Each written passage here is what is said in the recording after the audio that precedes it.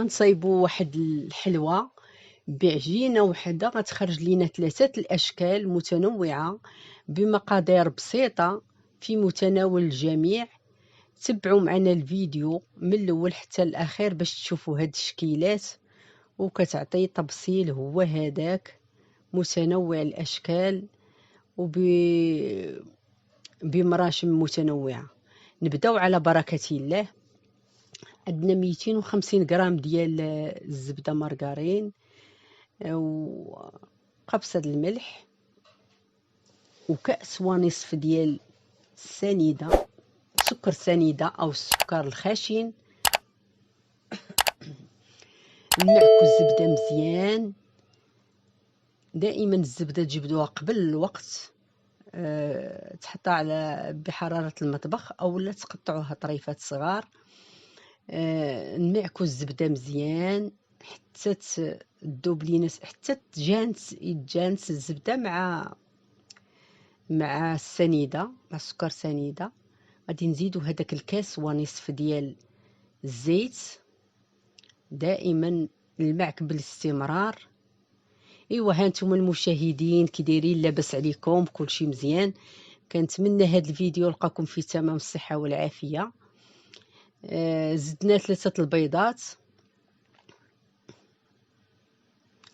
دائما بالخلط المستمر او المعك نبقاو نخلطو تتولي لينا الخلطة على شكل بوماد.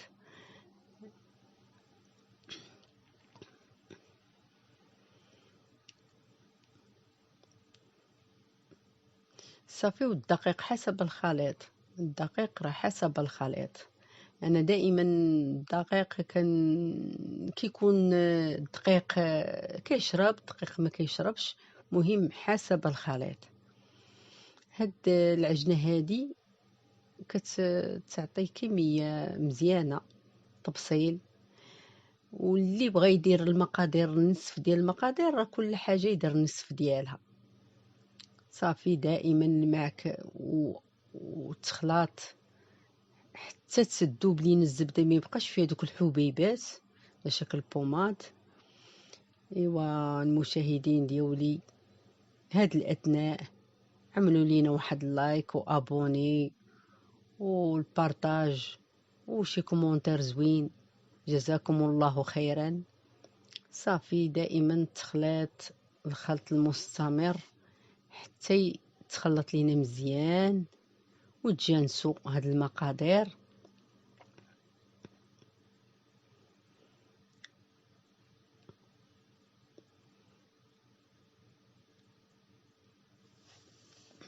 تولي خلطه وحده على شكل بوماد.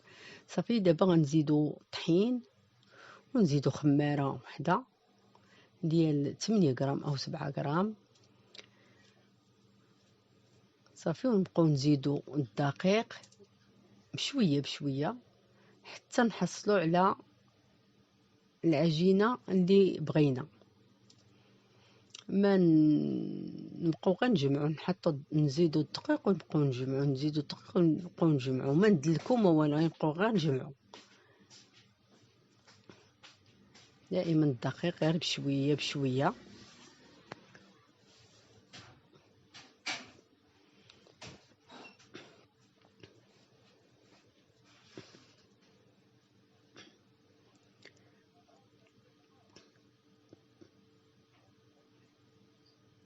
صافي. نبقاو نزيدو الدقيق تقريبا شي 800 غرام ونصف هكاك.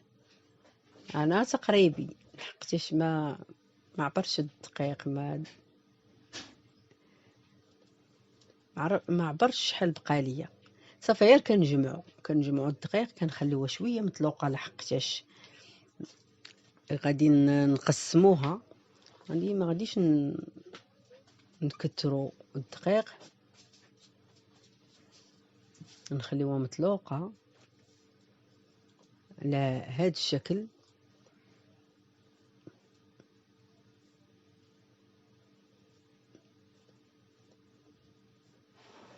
صافي خليتها مطلوقه. ديك الساعه ملي غادي نقسمها غادي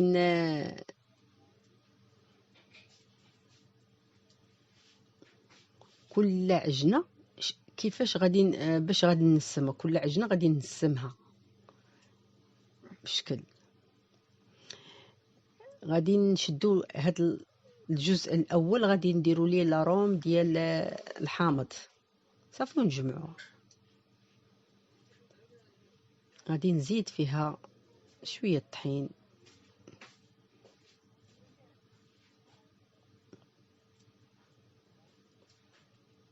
الجزء الثاني غادي ندير ليه بيرميسيل اسود.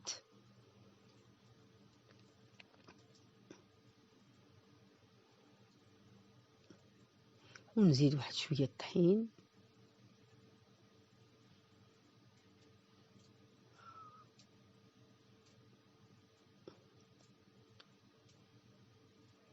والجزء الثالث غندير ليه الكاكاو المر.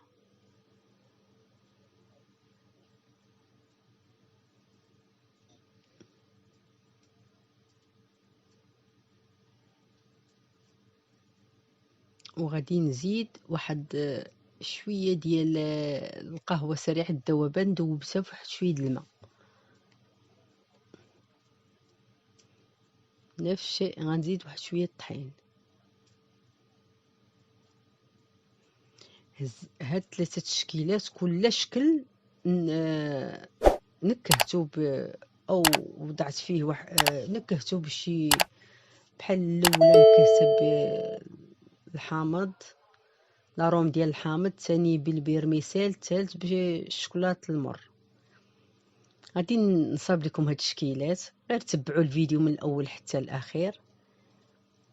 هاد الشكل هذا كنديرو فيه بياض البيض وكنحطو نفندو في جنجلان وكنصاوبو على هاد الشكل.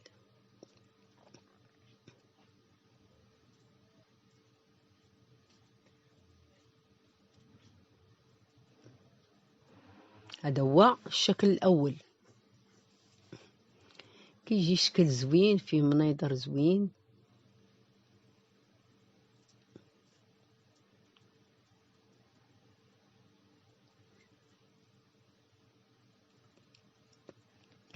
وهذا الشكل الثاني كنديرو كويرات تقريبا فيهم شي 20 غرام هكاك.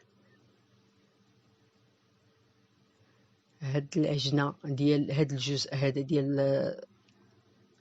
الشوكولاته بيرميسيل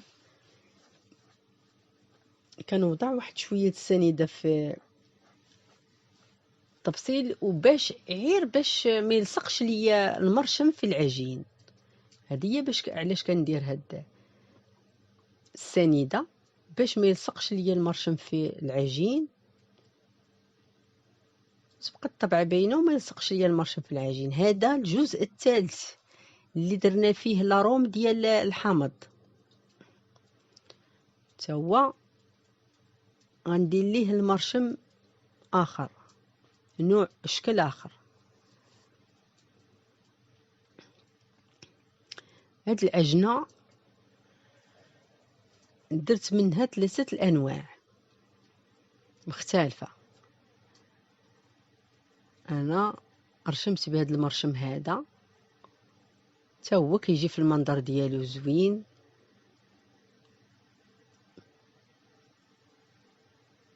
صافي ودابا هاد الاثناء غادي نرميوهم. الفران راه شاعل من قبل، دابا غادي نرميوهم في عافيه مهيله. ايوا هذا هو الشكل المشاهدين ديالي، هذا هو الشكل النهائي، كل شكل وكيفاش كيبان. ايوا هانتوما المشاهدين ديالي، دعمونا باللايكات وبالكومونتيرات زوينه وبالبارطاج مع الاهل والاحباب باش توصلوا بكل جديد فضلا ليس امرا. والسلام عليكم ورحمه الله تعالى وبركاته. الى فيديو اخر بحول الله.